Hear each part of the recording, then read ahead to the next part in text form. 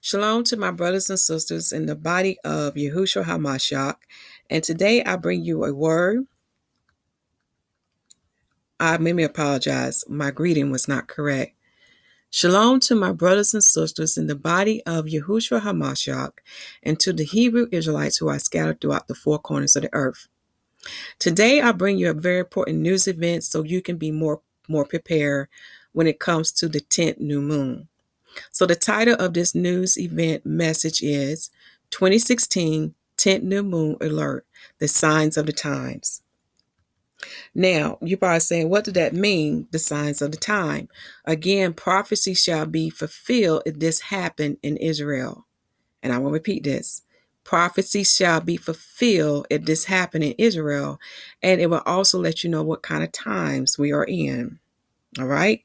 Now today's date is December the 27th, 2016, and it's Tuesday. Now for me, because I'm following the Most High Holy Calendar, which consists of the sun, the moon, and Mazzaroth, that day falls for me is the 9th month and the 27th day. And this is the 3rd day of Hanukkah for us. Okay. And I'm going to repeat this information again. Today it falls on the 9th month, the 27th day, and it's the 3rd day of Hanukkah, because right now we're still in daylight. Okay. So because we're in daylight, it is before sundown. So my calendar day for the Gentiles, if you want to look at the Gentiles calendar, that should be from December the 26th at sundown to December the 27th at sundown. All right. Now here you see a picture of the full moon and dark moon, because you're already aware that some follow the full moon and some follow the dark moon. All right, so I just put a picture here because the Most High helped me to put together this projection calendar sheet to show you, for those who follow the dark moon, to see how the moon phase will be in alignment. Okay. And I do apologize because I just realized I didn't do one for the full moon so you can see how that alignment would be. But let us proceed forth. For those who follow the dark moon, you are saying that the dark moon is the first day of your lunar month. That's what you're saying. So for you, the dark moon occurred in Israel on December the 29th at 8:53 a.m. and that this is in Israel time. So because this phase occurred before sundown, your calendar on the Gregorian calendar should be from December the 28th at sundown to December the 29th at sundown. Now this is what will happen for those who follow the dark moon. On the first lunar week, you will not have a moon phase. And the moon phase I'm talking about, I'm looking at the 4-quarter moon phases, okay? And I also look at the last waning crescent, and then when we look at these other 2 calendars that's beside it, we should also look at the first visible crescent. But right now we're looking at the dark moon as being their first day. So they have no moon phase, no quarter moon phase for the first week, okay? Then for the second week, they have 2 of the quarter moon phase. And when I talk about quarter moon phase, this is what I'm talking about. You have waxing half moon, which is 50%, full moon, which is 100%, waning half moon, which is decreasing in light, 50%. Then you have dark moon. And the reason why this is very important, because when you understand the moon alignment with the earth and the sun, these are your 4-quarter lunar phases. Okay, it's very important that you understand this. But let's just get back to this part. So those who follow the dark moon, you have no quarter moon phase for your first lunar week. But then you have 2 lunar phases for your second lunar week. Now I'm going to tell you right now, when you keep a record of the moon, in other words, when you keep a record of the Most High Holy Calendar, which is the sun, the moon, and Mazzaroth, you would know that usually the waxing half moon, that means increasing in light of 50%, usually fall on the 6th, 7th, or 8th day. But for them, it falls on the 9th day of their 10th month. Now, for the full moon, you will also know from studying that it can only fall on the 14th or 15th day. Now, for them, it does fall on the 15th day, but keep in mind, that's one of the main tests to look at if your calendar is correct. Because if your other moon phases are out of order, this is letting you know something is not correct. All right. Then on their third lunar week, they have no quarter moon phase. All right. And then on their fourth lunar week, we have the waning half moon. That means decreasing the light of 50%, but it falls on the 23rd day of their 10th month. Okay. Now, from my own observation, from keeping my own records, I noticed that this phase usually falls in the third week of the lunar month, and it usually falls on the 21st or 22nd day. All right. Again, because they're following the dark moon, the last day for them would be the last waning crescent, which falls on the 30th day for them. And that phase fall on the January the 26th at sundown to January the 27th at sundown. Okay. But do you see how the phases are just not lining up in order?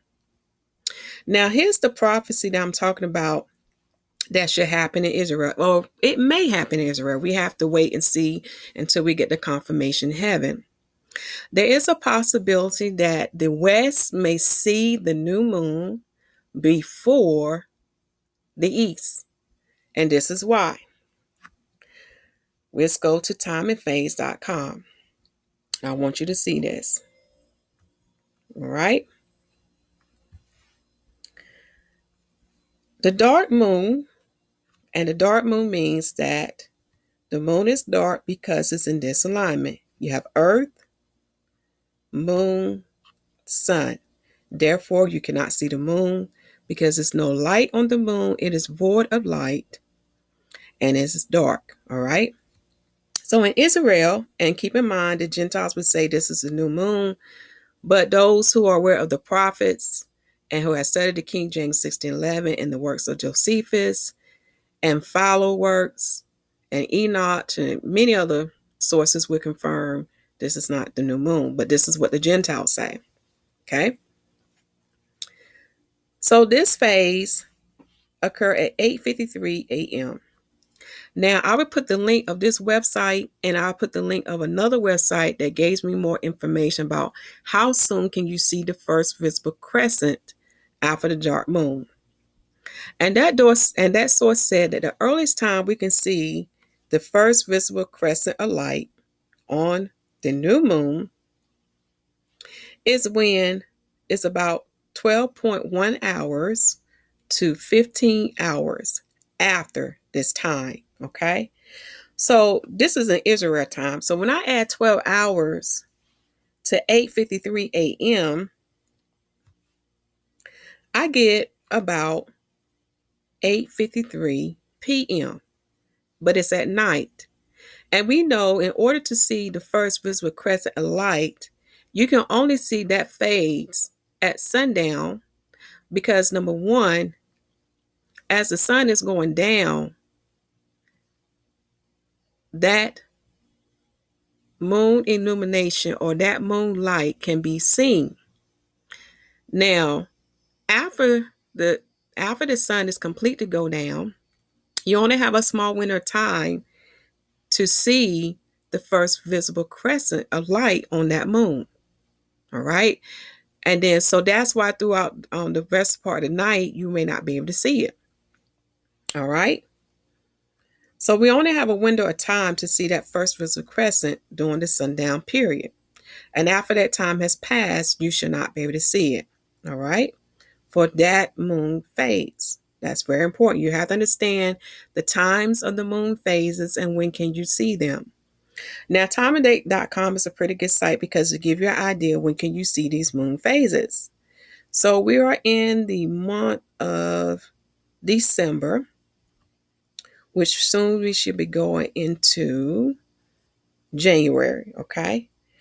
And I'm just going to click on moon rise and moon times for a rod. So you can understand I'm talking about learning the moon phases and when you'll be able to see them is very important. And we're going to look at the day before the dark moon. This is very important. Now, this is for Arad Israel. And it's very important to know about this because then you'll have an idea when can you go out and see the moon. When the moon is below the horizon, this is the line that represents below the horizon, this straight line here.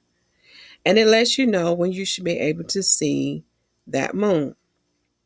So because the moon is decreasing in light, the best time to see is in the morning. And this is from my experience. Before, daylight comes. So you get up early in the morning before sunrise. And as the sun or as the light is rising, you shall see the waning half moon. Okay. But then throughout the rest of the day, you'll not be able to see it because the sunlight is greater than the moonlight.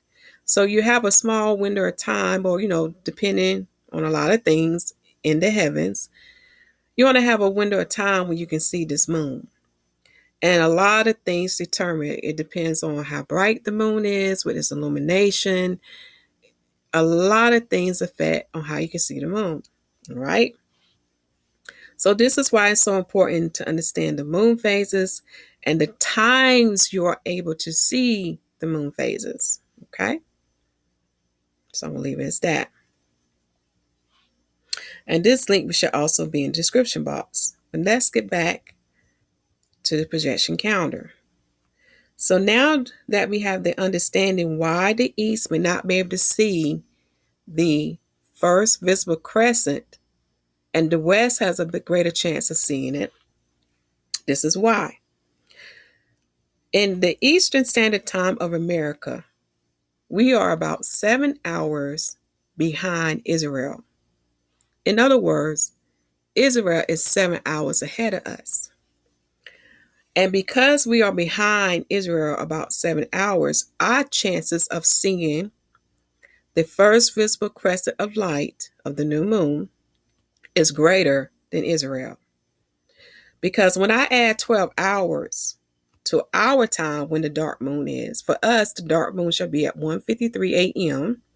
on December the 27th in the morning.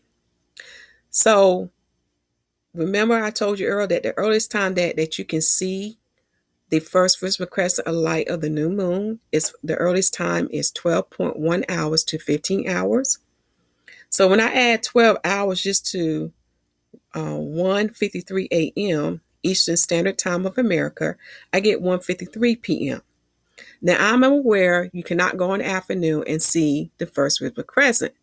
But what I'm saying to you, at sundown, whatever time is sundown for us, on December the 29th, our chances of seeing the first visible crescent of the new moon is greater than Israel because the earliest time they can see is at night, about 7 minutes before 9 p.m. And we know by the time that time comes for them, there's chances of seeing that new moon phase is very slim. But for us, because of the moon illumination and because of the timing of this first visible crescent phase, our chances are greater. Now, here's the proof, but the reason why I'm saying this. Let's look at Israel. If Israel do not see the new moon at sundown on December the 29th, this is what would happen. They would see it on December the 30th at sundown, the first visible crescent. Then the waxing half moon of 50% will be for them on the 7th day of the 10th month. But the full moon for them shall be on the 10th day of the 10th. Shall be on the 13th day of the 10th month. And we know from studying the stars, the planets, and the heavens that the moon can only be on the 14th or 15th day. You cannot have this. Okay? Then they shall have their waning half moon, that means 50% decrease in light, on the 21st day of the 10th month. All right. And then they should have the dark moon on the 29th day, okay, of the 10th month. Now, we are aware that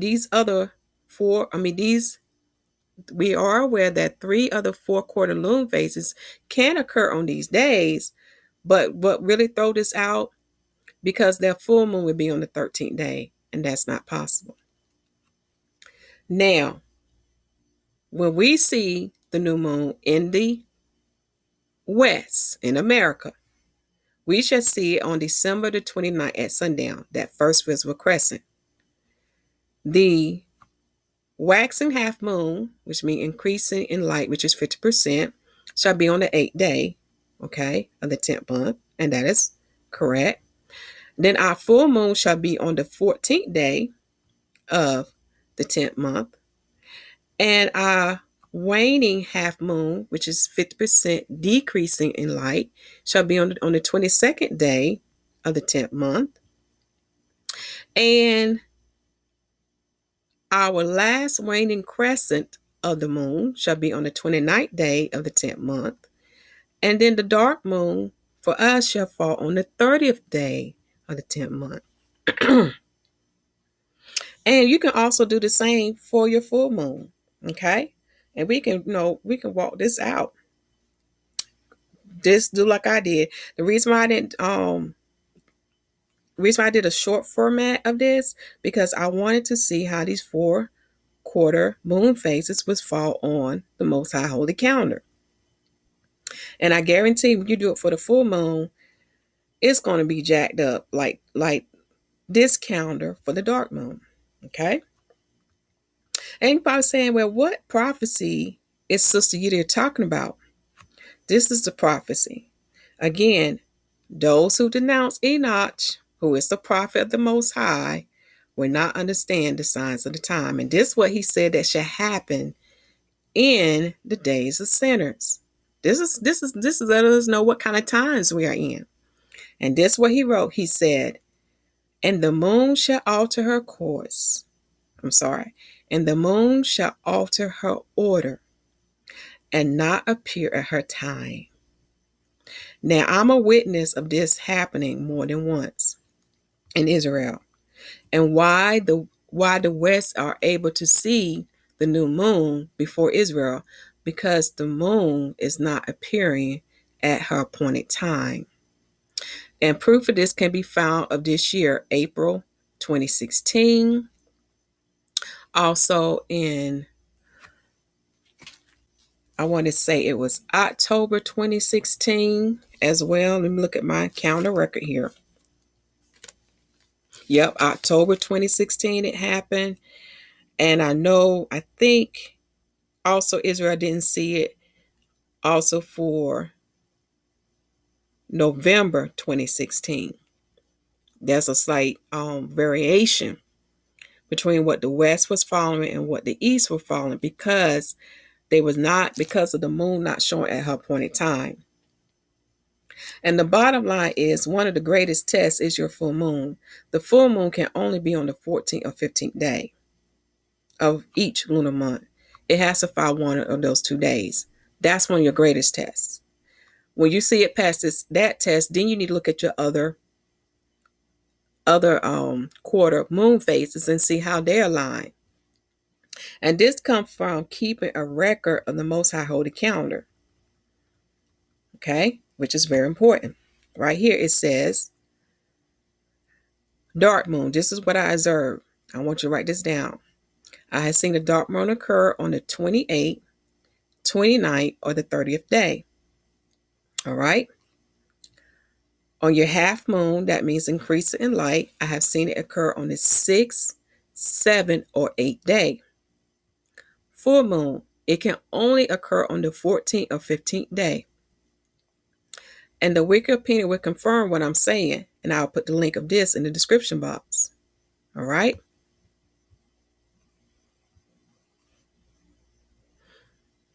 And I do want to highlight this so that way you can pause the screen and you can see that I'm not telling you something different. take this minute now to pause the screen and read that for yourself. Okay. Also, the waning half moon, which is 50% decrease in light, I have only seen it occur on the 21st or 22nd day of the lunar month. All right. So once you understand how these 4 quarter moon phases occur, then you should understand the Most High Holy Calendar. Now, and I do want to definitely say this, and this is the best way to understand the Most High. A beginning and ending is not on the same day, and you'll see what I mean. If they saying that the dark moon's that first day of the lunar month, when you go around just like a clock, it will end on the day before. And you're probably saying, well, what do you mean by that, Sister Yedia? Okay, this is what I mean. Think about this. How many days are there in a lunar month? What is the beginning and ending for a lunar month? The beginning day is the first day, and the last day can be the 29th or the 30th day. And we know why there's a variation. Okay? When you begin to study the heavens, you know it takes the moon 29.5 days to orbit around the earth. But because we cannot split the days, we cannot say half of this day is this, half of that day is that. It just usually rounds up. Okay? So this is why we have 29 or 30 days. But again, it's still a month. A month can be 29 or 30 days for the moon. Same thing with a lunar year. A lunar year can be 354 days or 355 days. And when you have a 13th month, it can be 384 days. Again, it don't make it less of a year. Again, you have a beginning and ending. Day 1 to the last day, which could be 354, 355, or 384 when you have a 13th month. Do you see where I'm going with this? Now, this is from my observation with the sun. Now, I got to stress again, you must read 1st and 2nd Enoch. Because when you understand that certain biblical events cause an effect on the sun and the moon, where when they was perfect, and now they're no longer perfect. So those who read 1st Enoch get stuck on this because they have not read 2nd Enoch. And when you read 2nd Enoch, then you begin to understand why the moon don't have 30 days every month. Then you begin to understand why the sun can have 29, 30, or 31 days. But when you add all the days of the sun months, all 12 months, you would still get around 365.25 days. And then in the 4th year of the sun, you should get 366 days. Now, the heathens on their calendar tells you when the 366 days occur, but it's not correct. When you start keeping your own record, you will find when the sun has 366 days, and they usually don't fall in the year that the heathens say. Again, that's from keeping your record. I also want to mention this with Mazzaroth, which is the 12 signs or the 12 stars constellation. Okay, because that's a part of the Most High Holy Calendar. And it's based on the sun circuit, not the earth rotation. And this is why a lot of people are running into the 13th constellation, which they call Cyril, because Cyril is looking at the earth rotation. You have to look at the sun circuit. When does the sun enter these constellations? So again, it's going back to the signs of the time. So now you should understand what I mean by a beginning and an end. The beginning should not end on the same day of the ending. It's a separate day for each. You have a day for when it begins and you have a day when it ends. So when you get more understanding why we follow the first visible crescent as prophesied by the prophet Enoch himself, who is a prophet of the Most High, you will learn this is day 1. And when you go around this circle here, it shall end on the 29th or 30th day. Something to really think about. Okay? The next thing I want to mention about the signs of the times. Because the prophet Enoch says something very important, and I want to go back to this. He said what? And the moon shall alter her order and not appear her time.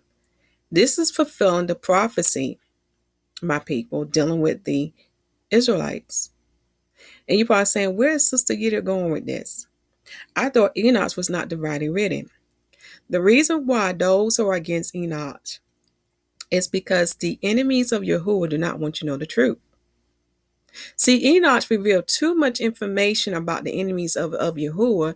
So when you understand his truth, the enemy cannot no longer have you in darkness. The enemy cannot have you no longer following false doctrines or following them. And this is the proof that I'm about to give you for those who preach against Enoch. If you have the 1611 King James Bible, the book of Song of Solomon is about Christ and the church, which is called the bride. It is not about a man and a woman. Here's the proof. I will read the chapter summary to you of the King James 1611. It says here, A Song of Solomon, chapter 5. HaMashyah awakened the church with his calling.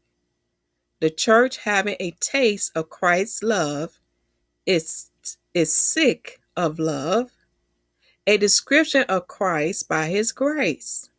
Now, in this chapter here, I recommend you read the whole book. In this chapter here, it has a particular passage that's kind of similar to what's written in Enoch when you learn about Noah's description. It said here, my beloved is white and ruddy, the chief is among 10,000. And this is describing Yahushua HaMashyah. Now, those who understand English know that there's a conjunction and. So they're describing his appearance as being white and ruddy. Now, for those who read the whole volume of the book of the 1611, understand what this is saying. And those who have read first and second Enoch will understand what this is saying. So I'm going to go ahead and give you the mystery. I'm not going to just leave you hanging. What this is saying, that Yahushua, it was shining like a bright white light. And he is a black man. He is a Negro. Ruddy means reddish brown or brownish red. Brownish red. And if you think I'm not joking, let me look this up for you right quick because I know the enemy. This is in the Gentiles book. They would tell you what ruddy means. Look up redhead on Wikipedia. And I would like for you to scroll down to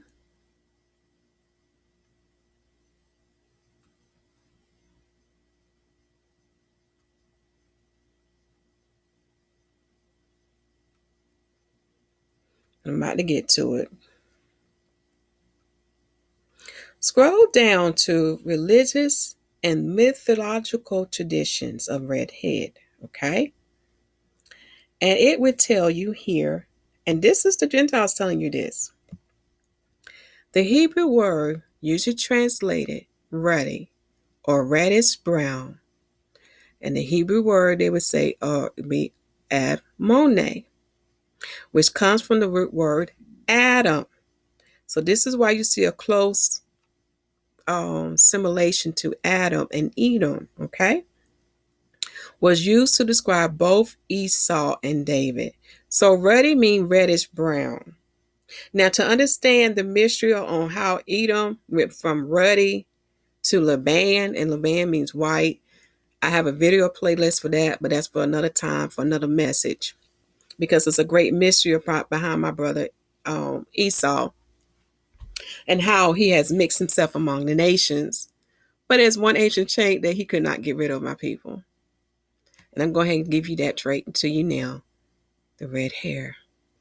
But to keep this message on track, ruddy means reddish brown, okay? So going back to the Song of Solomon, this same description is also given to Noah. For when you look up redder than a blossom blows, when you look up what the shades of a blossom blows can be, ready. Yes, my people. This is why they want to keep you out of Enoch. Another scripture I do want to give to you, because I know how the wicked work. We're going to go to the book of Jude, chapter 1, verse 6. I know how the enemy works. Because they want to keep you out of the Most High books. They don't want you to know the truth. They want you to remain in darkness. Jude chapter 1 verse 6 even tells you, because I know they don't believe that the angels slept with the women. They don't believe in that. But Jude chapter 1 verse 6 tells you, and the angels which kept not their first estate, but left their own habitation, he have reserved an everlasting change under darkness unto the judgment of the great day. Now, those who are against Enoch, you need to get them to explain to you why were these angels bound in chains and kept in darkness until the great day of judgment come. Another scripture to prove to you is in the book of Peter's. 2 Peter's, let's go to chapter 2, I believe it's in.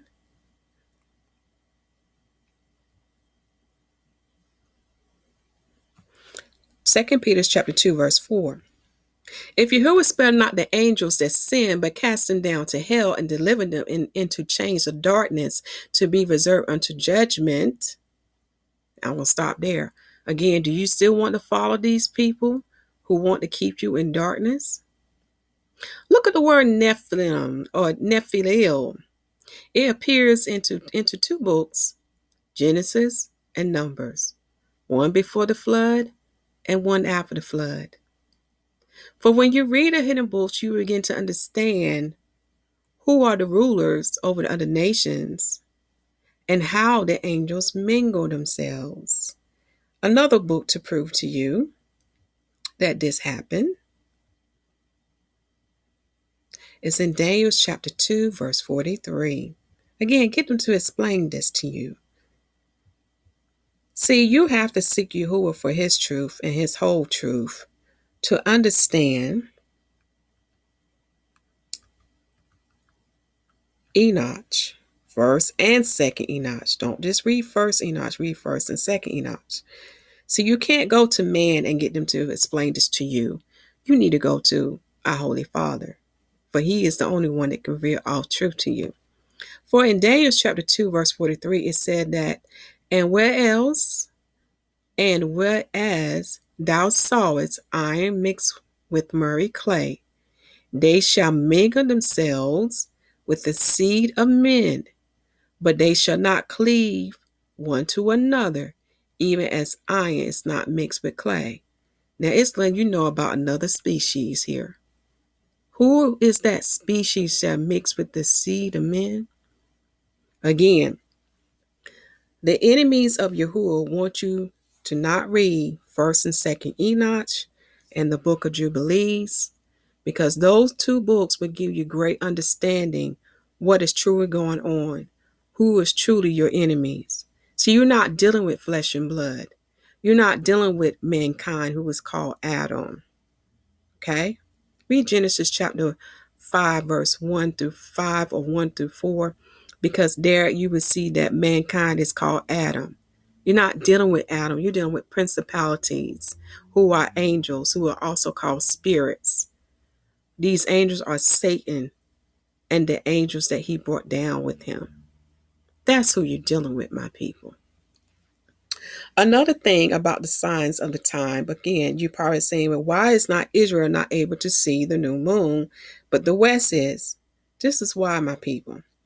In the description bar, I want you to watch Yahuwah prophetic messages, because one of his messengers even type out the message so you can have yourself.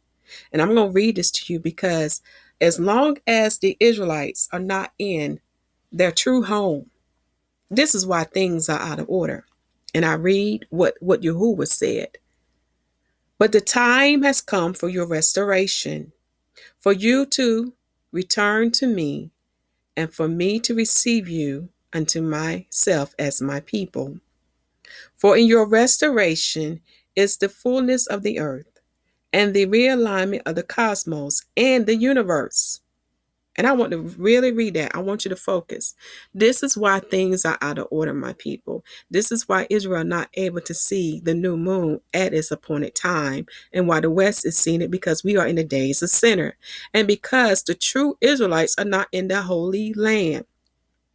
It said here, for in your restoration is the fullness of the earth, the realignment of the cosmos and the universe. And the proof is we all know that the earth has shifted. And I'm going to put the video link about that too in the description box. The earth has shifted. That means the earth is no longer in line with the heavens anymore, my people. And those who have been observing the heavens and who have been keeping a record of the Most High calendar know this by looking at the sun, the moon, and the stars. For in your restoration is the fullness of the earth and the realignment of the cosmos and the universe. It is life from the dead. Have you not heard that all creation groans and travail for your manifestation as a nation, as a people? Do you not know these things? Israel, do you not know these things? The signs of the times. This is the season for the birth of a nation who is called Israel. This is the season for Yahushua HaMashyah to return. He has given us the signs, my people. Do you not see? This is why Israel is not seeing the new moon at its appointed time, because we are in the days of sinners. The last thing I want to mention is, because a lot of people, again, are following the full moon, you need to study lunar eclipses. Because when Yahushua HaMashyah was crucified, there was darkness from the 6th hour to the 9th hour. And there's a lie been going around. It's saying that only this darkness can occur on a solar eclipse. That is not true. For the darkness to last from the 6th hour to the 9th hour, it can only occur on a full moon day. And I'm going to read this to you right here. It said a lunar eclipse lasts for a few hours, whereas a total eclipse lasts for only a few minutes at any given place due to the smaller size of the moon's shadow. Do you see this, my people? So Passover and the Feast of Tabernacles only occur on a full moon day. And we know Yahushua HaMashyah was crucified on a full moon day.